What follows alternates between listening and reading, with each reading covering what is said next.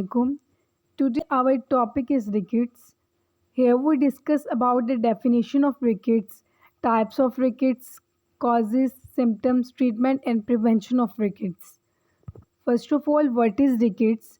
Rickets is a disease of bone occurring in children which is caused by vitamin D, phosphorus and calcium deficiency. It leads to softening and weakening of bones in children, causing skeletal deformities and growth retardation. Basically rickets जो है वो हड्डियों की एक ऐसी बीमारी है जो बच्चों के अंदर पाई जाती है, जो कि कैल्शियम, फॉस्फोरस और विटामिन डी की डेफिशिएंसी की वजह से होती है। इस डिसीज़ के अंदर बच्चों की जो हड्डियाँ होती हैं वो बहुत ज़्यादा सॉफ्ट और वीकेंस हो जाती हैं और स्केलेटन डिफॉर्मिटीज़ भी कॉज करती हैं। Next are types of rickets. There are several types of rickets, but here we discuss about 4 types of rickets, which are nutritional rickets, congenital rickets, hypophosphatemic rickets, and renal rickets. Nutritional rickets is caused by lacking in vitamin D and calcium. यानी body के अंदर जो vitamin D और calcium की deficiency होती है तो nutritional rickets cause होती है। Congenital rickets is cause at birth, ये बर्थ के अंदर कॉज होती है। Hypophosphatemic rickets cause by low phosphate level. Renal rickets cause by kidney disease. There are some types of rickets. Next discuss करेंगे causes of rickets. There are many causes of rickets which are vitamin D deficiency. Body के अंदर जो vitamin D की deficiency होती है, sunlight का exposure बहुत ज़्यादा कम हो जाता है, विटामिन डी की डाइट जब बॉडी में बहुत ज़्यादा कम हो जाती है तो रिकेट्स कॉज होती है।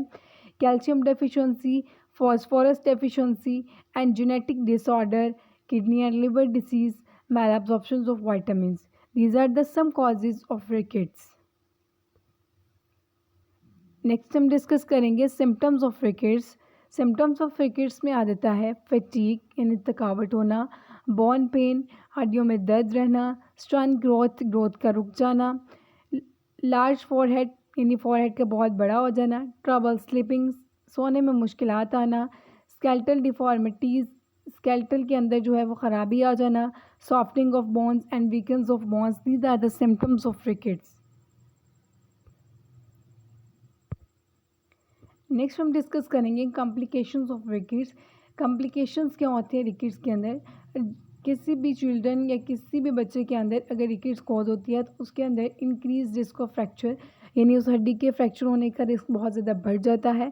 कार्डियोवास्कुलर डिसीज़ भी हो सकती हैं, मसल वीकनेस हो सकती है बच्चे के अंदर, रेस्पिरेटरी प्रॉब्लम्स भी आ सकती हैं, स्केलेटल डिफॉर्मिटीज़ भी हो सकती हैं, डिलेड ग्रोथ का रुक जाना या स्टंट ग्रोथ हो जाना, डिलेड हो जाना, इंक्रीज रिस्क ऑफ ओस्टियोपोरोसिस, और ओस्टियोपोरोसिस का रिस्क जो है वो भी बहुत ज़्यादा बढ़ जाता है। ओस्टियोपोरोसिस भी बेसिकली एक बॉन डिसीज़ ही है।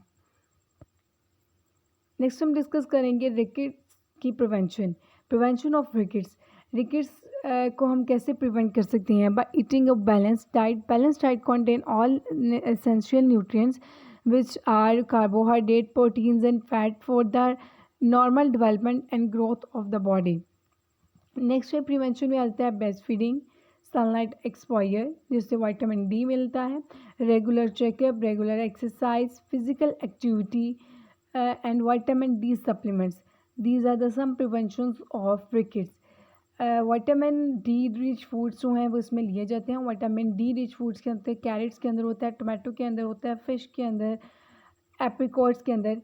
Hair some examples in this picture. Next हम डिस्कस करेंगे ट्रीटमेंट ऑफ रिकेट्स।